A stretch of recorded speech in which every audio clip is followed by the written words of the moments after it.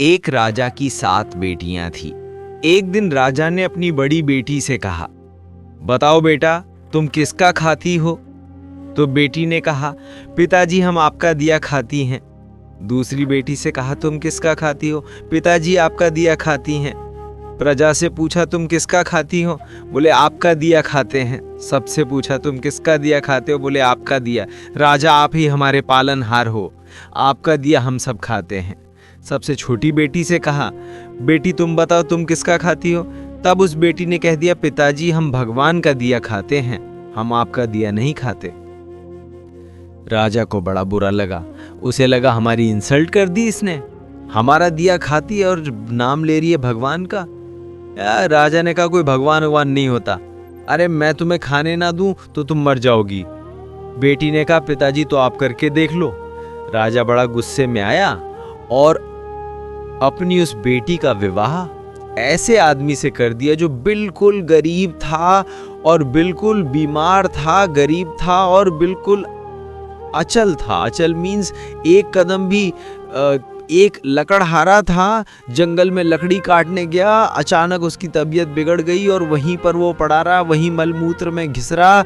ऐसे गंदे आदमी से राजा ने अपनी उस बेटी का विवाह कर दिया कि देखता हूं तू अब कहती है भगवान का खाती हूं तो अब खिलाए तेरा भगवान। 6 बेटियों का विवाह उसने अच्छे राजाओं के घर किया, राजकुमारों के साथ खानदान में किया, और एक बेटी का विवाह लकड़हारे से कर दिया, वो भी जो बीमार था, जो मलमूत्र भी वही कर रहा था, पूरा गंदगी थी, मक्खियां बिन बिन कर रही थी। उस लड़की को लगा कोई बात नहीं, विधाता की ऐसी मर्जी है। वो लड़की जो थी अपने उस पति के संग रहने लगी। उसे पास में नदी थी तो ले गई, नहलाया धुलाया साफ किया, और जो उसके भाग्य में था मिला। उसका पति चल नहीं पाता था, अब वो क्या करे, पति को भोजन कैसे कराए? तो जंगल की लकड़ियां बनती और ले जाकर शहर में बेचती। जो पैसा आता उससे कुछ दवाइयां लाती, कुछ रोटियां लाती, खाती, पति को खिलाती, दवाई खिलाती। और वहाँ पर एक नाग नागिन, जंगल था ना, तो जंगल में तो जीव जंतु ही रहेंगे। एक नाग नागिन का जोड़ा पेट, तो वो जब दूध लाया करती अपने पति को देती, और जो बच जाता तो दोने में वहाँ नाग नागिन को रख दिया करती थी। तो नाग नागिन दूध पीते और बड़े प्रेम से वो खुश रहते। अब वो धीरे धीरे उसका पति ठीक होने लग गया बीमारी से, उसको राहत मिलने लग गई, ठीक होने लगा। एक दिन नाग ने सोचा कि ये मेरी इतनी सेवा करती है, परोपकारी भाव है, यदि इसे धन मिल जाएगा तो ये तो समाज की बहुत सेवा करेगी।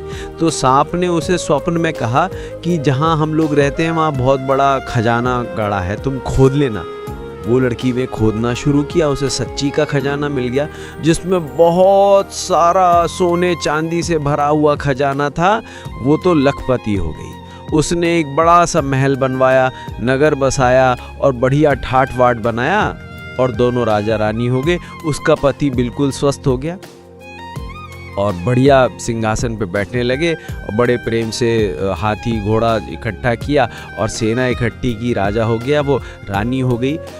पर उसने परोपकार नहीं छोड़ा, रोज अन्न क्षेत्र चलाती, जो आए सबको भरपेट भोजन मिलेगा। उसके पास ज़रूरत से ज़्यादा धन हो गया। एक दिन वो सबको भोजन बांट रही थी तो उसने देखा कि लाइन में सबसे पीछे उसका बाप लगा हुआ है और उसकी बहनें लाइन में लगी भोजन के लिए। उसने पहचान लिया, ये तो मेरा पिता है। उसने कहा, पिताजी आप? वो सन्ने रह गया, कौन हो आप?